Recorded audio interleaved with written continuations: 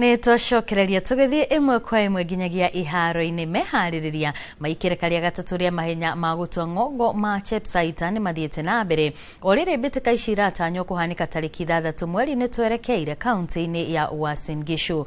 Meharĩrĩria maya manjĩtie na atungatĩri a kuma ndini itiganĩte gũtũngana na kũhoera kĩharo kĩrĩa ihenya rĩrĩ rĩkanjĩrĩria.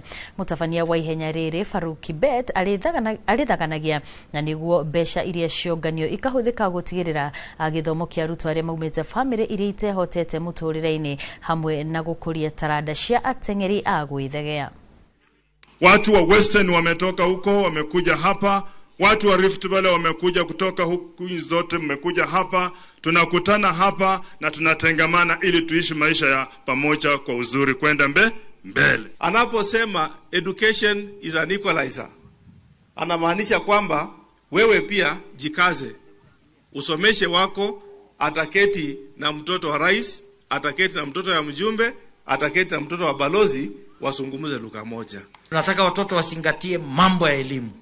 Maisha nje imekuwa ngumu.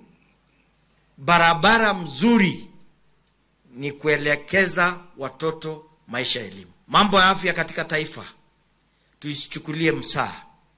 Nendeni mkaweza kurejista katika mambo ya SHA.